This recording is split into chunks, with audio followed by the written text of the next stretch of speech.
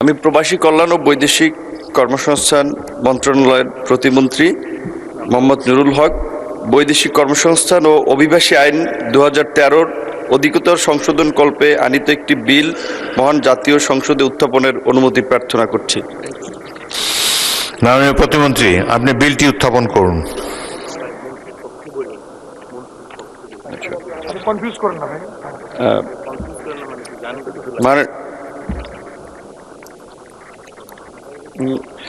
মাননীয় স্পিকার, আপনাকে ধন্যবাদ। আমি মোহাম্মদ নুরুল হক প্রবাসী কল্যাণ ও বৈদেশিক কর্মসংস্থান মন্ত্রণালয়ের মাননীয় মন্ত্রীর পক্ষে প্রতিমন্ত্রী মোহাম্মদ নুরুল হক বৈদেশিক কর্মসংস্থান ও অভিবাসী আইন 2013-র অধিকতর সংশোধনকল্পে আনিত একটি বিল মহান জাতীয় সংসদে উত্থাপন করা হলো।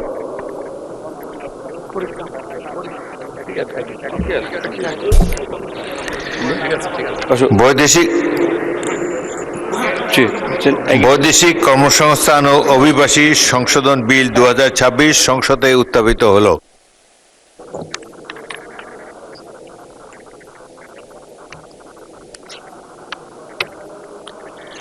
আমি এখন মাননীয় প্রবাসী কল্যাণ ও বৈদেশিক কর্মসংস্থান প্রতিমন্ত্রী নুরুল হককে সংসদে উত্থাপিত আকারে বৈদেশিক কর্মসংস্থান ও অভিবাসী সংশোধন বিল 2026 অবিলম্বে বিবেচনার প্রস্তাব উত্থাপনের জন্য আহ্বান জানাচ্ছি।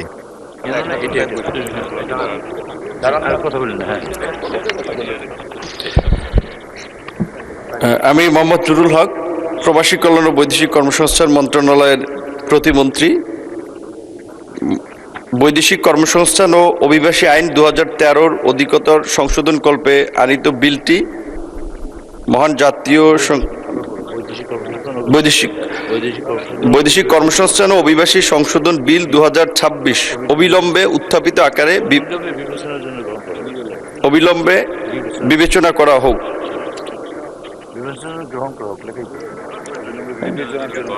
আবার বলেন। আমি মোহাম্মদ নুরুল হক প্রবাসী কল্যাণ ও বৈদেশিক কর্মসংস্থান মন্ত্রণালয়ের প্রতিমন্ত্রী বৈদেশিক কর্মসংস্থান ও অভিবাসী আইন 2013-র অধিকতর সংশোধনকল্পে আনিত বিলটি বৈদেশিক কর্মসংস্থান ও অভিবাসী আইন সংশোধন বিল 2026 উত্থাপিত আকারে বিবেচনা করা হোক। আবার বলুন, অবিলম্বে বিবেচনার জন্য আবার উত্থাপন করুন। হ্যাঁ, অবিলম্বে বিবেচনার জন্য আমি মোহাম্মদ নুরুল হক প্রবাসী কল্যাণ ও বৈদেশিক কর্মসংস্থান মন্ত্রণালয়ের প্রতিমন্ত্রী বৈদেশিক কর্মসংস্থান ও অভিবাসী আইন 2013-র অধিকতর সংশোধনকল্পে আনিত বিলটি বৈদেশিক কর্মসংস্থান অভিবাসী সংশোধন বিল 2026 অবিলম্বে উত্থাপিত আকারে বিবেচনা করা হোক। অবিলম্বে বিবেচনার জন্য গ্রহণ করা হোক। ধন্যবাদ মাননীয় প্রতিমন্ত্রী। সংসদের সামনে প্রশ্ন হচ্ছে, সংসদে উত্থাপিত আকারে বৈদেশিক কর্মসংস্থান ও অভিবাসী সংশোধন বিল 2026 অবিলম্বে বিবেচনার জন্য গ্রহণ করা হোক। যারা এই প্রস্তাবের পক্ষে আছেন তারা হাঁ বলুন, যারা এই প্রস্তাবের বিপক্ষে আছেন তারা না বলুন। আমার মনে হয় হাঁ জয়যুক্ত হয়েছে, হাঁ জয়যুক্ত হয়েছে, হাঁ জয়যুক্ত হয়েছে। অতএব সংসদে উত্থাপিত আকারে বৈদেশিক কর্মসংস্থান ও অভিবাসী সংশোধন বিল 2026 অবিলম্বে বিবেচনার জন্য গৃহীত হল। মাননীয় সদস্যবৃন্দ, বিলটির উপর দফাওয়ারি কোনো সংশোধনী নেই। আমি এখন বিলের দফাসমূহ সংসদের সামনে পেশ করছি। সংসদের সামনে প্রশ্ন হচ্ছে, বিলের দফা 2, 3, 4, 5 বিলের অংশ হিসাবে গ্রহণ করা হোক। যারা এই প্রস্তাবের পক্ষে আছেন তারা হাঁ বলুন, যারা এই প্রস্তাবের বিপক্ষে আছেন তারা না বলুন। আমার মনে হয় হাঁ জয়যুক্ত হয়েছে, হাঁ জয়যুক্ত হয়েছে, হাঁ জয়যুক্ত হয়েছে। অতএব বিলের দফা 2, 3, 4 ও 5 বিলের অংশ হিসাবে গৃহীত হল। সংসদের সামনে প্রশ্ন হচ্ছে, বিলের 1 দফা বলবৎকরণ দফা প্রস্তাবনা প্রবর্তন ও শিরোনামা এই বিলের অংশ হিসাবে গ্রহণ করা হোক। যারা এই প্রস্তাবের পক্ষে আছেন তারা হাঁ বলুন, যারা এই প্রস্তাবের বিপক্ষে আছেন তারা না বলুন। আমার মনে হয় হাঁ জয়যুক্ত হয়েছে, হাঁ জয়যুক্ত হয়েছে, হাঁ জয়যুক্ত হয়েছে। অতএব বিলের এক দফা, বলবৎকরণ দফা, প্রস্তাবনা, প্রবর্তন এবং শিরোনামা এই বিলের অংশ হিসাবে গৃহীত হল। মাননীয় প্রবাসী কল্যাণ ও বৈদেশিক কর্মসংস্থান প্রতিমন্ত্রী নুরুল হক, আপনি বিলটি পাশ করার প্রস্তাব উত্থাপন করতে পারেন। আমি মোহাম্মদ নুরুল হক, প্রবাসী কল্যাণ ও বৈদেশিক কর্মসংস্থান মন্ত্রণালয়ের মন্ত্রী জনাব আরিফুল হকের পক্ষে প্রবাসী কল্যাণ ও বৈদেশিক কর্মসংস্থান মন্ত্রণালয়ের প্রতিমন্ত্রী প্রস্তাব করিতেছি বৈদেশিক কর্মসংস্থান ও অভিবাসী আইন 2013 অধিকতর সংশোধন কল্পে আনিত বিলটি বৈদেশিক কর্মসংস্থান ও অভিবাসী সংশোধন বিল 2026 উত্থাপিত আকারে পাশ করা হোক। সংসদের সামনে প্রশ্ন হচ্ছে, সংসদে উত্থাপিত আকারে বৈদেশিক কর্মসংস্থান ও অভিবাসী সংশোধন বিল 2026 পাশ করা হোক। যারা এই প্রস্তাবের পক্ষে আছেন তারা হাঁ বলুন, যারা এই প্রস্তাবের বিপক্ষে আছেন তারা না বলুন। আমার মনে হয় হাঁ জয়যুক্ত হয়েছে, হাঁ জয়যুক্ত হয়েছে, হাঁ জয়যুক্ত হয়েছে। অতএব সংসদে উত্থাপিত আকারে বৈদেশিক কর্মসংস্থান ও অভিবাসী সংশোধন বিল 2026 সর্বসম্মতিক্রমে পাশ হল।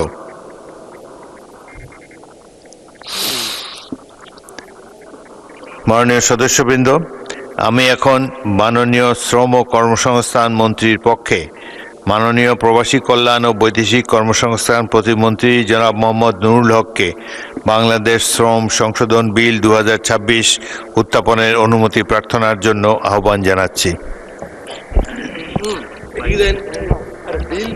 আমি মোহাম্মদ নুরুল হক মাননীয় ধন্যবাদ মাননীয় স্পিকার, শ্রম ও কর্মসংস্থান মন্ত্রণালয়ের মাননীয় মন্ত্রী জনাব আরিফুল হকের পক্ষে আমি মোহাম্মদ নুরুল হক প্রতিমন্ত্রী প্রবাসী কল্যাণ ও বৈদেশিক কর্মসংস্থান মন্ত্রণালয় বাংলাদেশ শ্রম আইন 2006 অধিকতর সংশোধন কল্পে আনিত একটি বিল বাংলাদেশ শ্রম সংশোধন বিল 2026 উত্থাপনের জন্য তার অনুমতি প্রার্থনা করছি। মাননীয় প্রতিমন্ত্রী, আপনি বিলটি উত্থাপন করুন। ধন্যবাদ মাননীয় স্পিকার।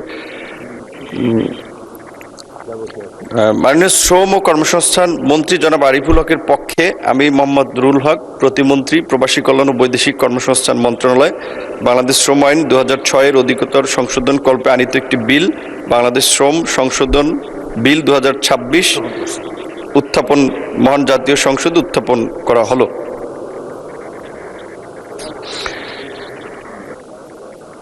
বাংলাদেশ শ্রম সংশোধন বিল 2026 সংসদে উত্থাপিত হলো।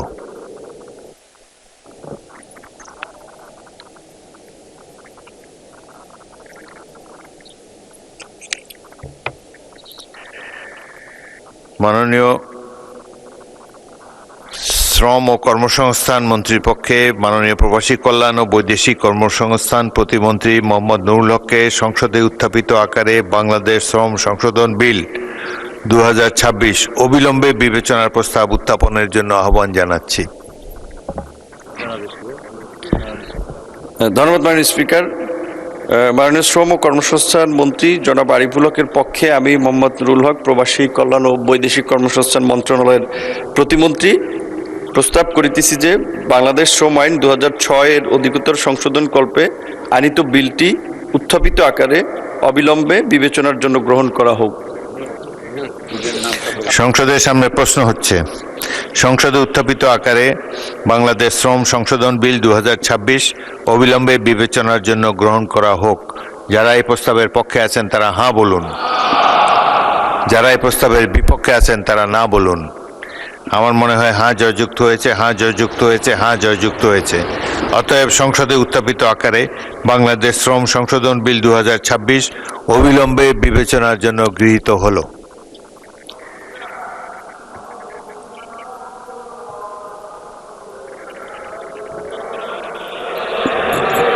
এই স্টেজে শুনবো না। মাননীয় সদস্যবৃন্দ, বিলটির উপর কোনো দফাওয়ারি সংশোধনী নেই। আমি বিলের দফাগুলো সংসদের সামনে পেশ করছি।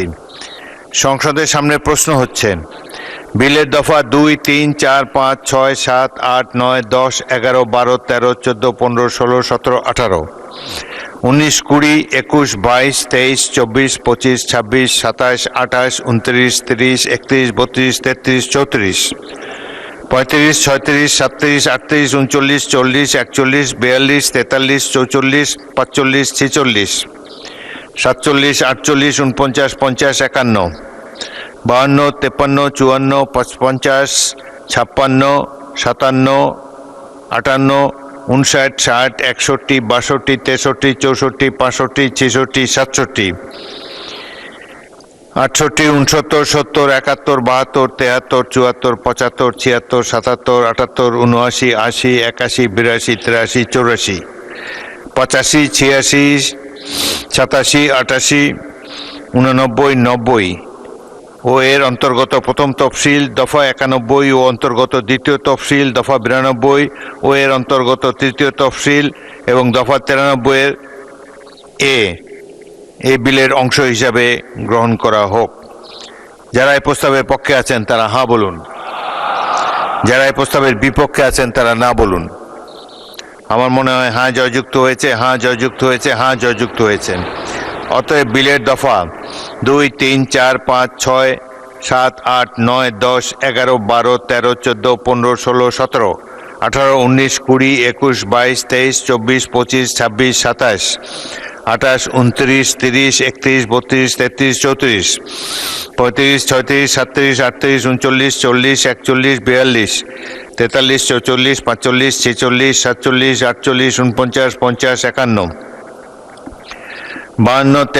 51, 52, 53, 54, 55, 56, 57, 58, 59, 60, 61, 62, 63, 64, 65, 66, 67, 68, 69, 70, 71, 72, 73, 74, 75, 76, 77, 78, 79, 80, 81, 82, 83, 84, 85, 86, 87, 88, 89, 90 ও এর অন্তর্গত প্রথম তফসিল দফা 91 ও এর অন্তর্গত দ্বিতীয় তফসিল দফা 92 ও এর অন্তর্গত তৃতীয় তফসিল এবং দফা 93 এ বিলের অংশ হিসাবে গৃহীত হলো।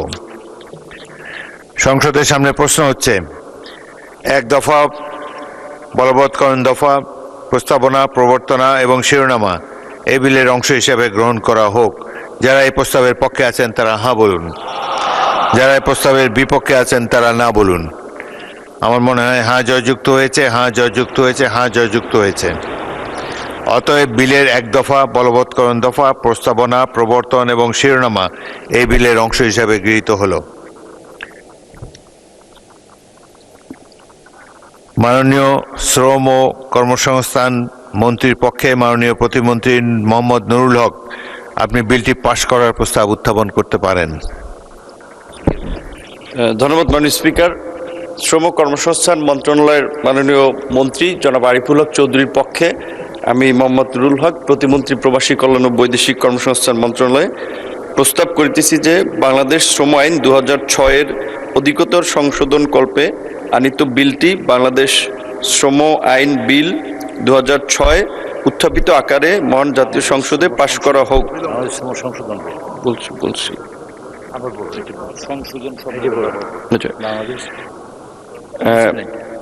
বাংলাদেশ শ্রম সংশোধন বিল 2026 উত্থাপিত আকারে মহান জাতীয় সংসদে পাশ করা হোক। সংসদের সামনে প্রশ্ন হচ্ছে, সংসদে উত্থাপিত আকারে বাংলাদেশ শ্রম সংশোধন বিল 2026 পাশ করা হোক। যারা এই প্রস্তাবের পক্ষে আছেন তারা হ্যাঁ বলুন, যারা এই প্রস্তাবের বিপক্ষে আছেন তারা না বলুন।